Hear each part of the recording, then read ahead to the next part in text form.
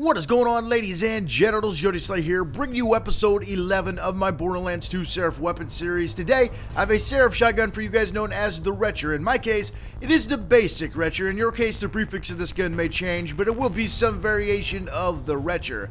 Now, I've been telling you that each legendary weapon in Borderlands 2 had a Seraph type version, and I'm going to go out on a limb here and say this must be the Seraph version of the Flacker, because it is a TDR weapon. I'm not totally sure, the Flacker's explosive. I'm pretty sure it is, but it's just going to be a little bit different than the Flacker. I think you guys can see what I'm saying there.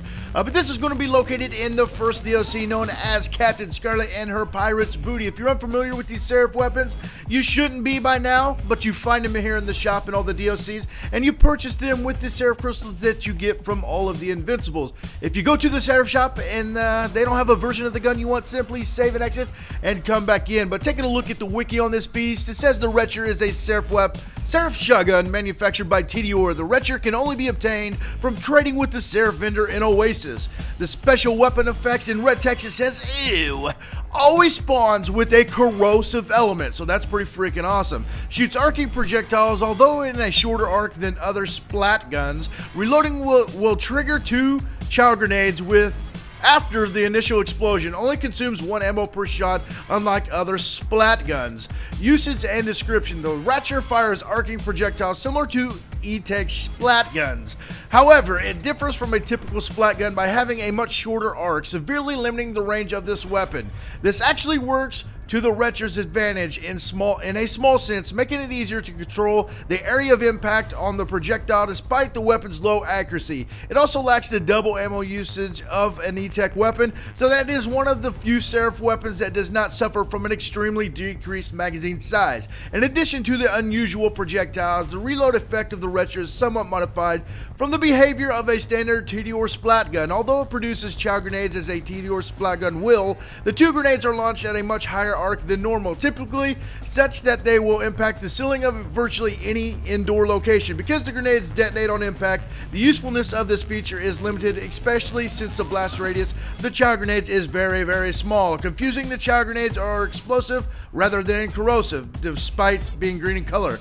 Overall, the performance of the Retcher is very similar to that of a TDR splat gun. Even with the shortened projectile arc, its single ammo usage makes it much more damage efficient than E-Tech splat guns and gives it a greater number of shots per magazine. But it also lacks the increased status effect chance of a true splat gun. Now, trivia, to retch means to make an attempt to vomit. Now, describing this gun in the usage description, I'm not even going to go there, but check it out. We actually went to a different arena here. Since this is only going to be in a corrosive form, a corrosive element, I figured I would go here and show you guys just how good this corrosive weapon here is against the bots, because we all know that corrosive destroys robots and mechanical things in this game. I think you guys know what I'm saying. I figured I'd go here and show you this true corrosive form. Now, I do have the sham shield on here, and I will take it off and show you guys the B shield. Now, if you're familiar with the Flacker, and I'm assuming that's a legendary version of this gun, we all know that it's not very good. Some people out there do appreciate the Flacker. Now, this is going to be about the same thing. It's not really that great. Now, it is highly corrosive, as you can see. It's taking out these bots pretty easily.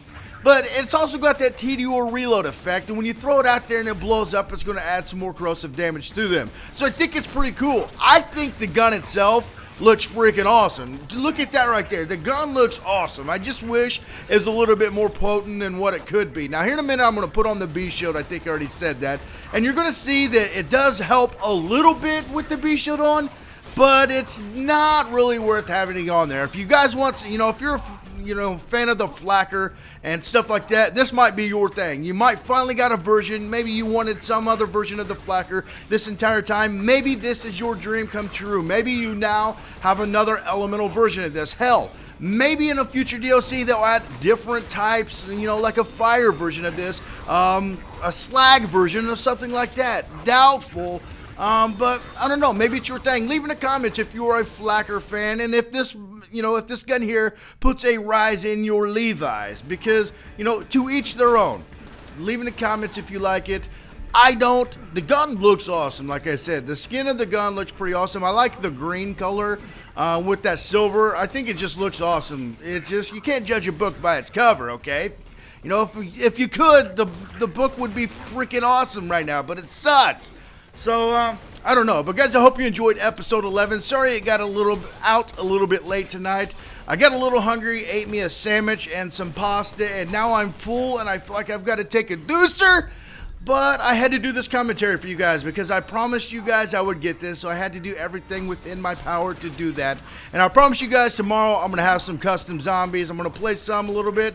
Probably not tonight. I'm actually really tired. So in the morning, but I'll have some zombies for you, some Far Cry 3, and maybe even a couple of these Seraph weapons. So guys, I appreciate the love you guys gave me on the last episode, man. I wanted to see those likes, to see how you guys were liking this thing, and you overwhelm me. That's what you guys do, and I appreciate that. So guys, hope you enjoyed episode 11. I'm going to get out of here and probably go and I will talk to you later. Peace. Is pooping, by the way. Bye.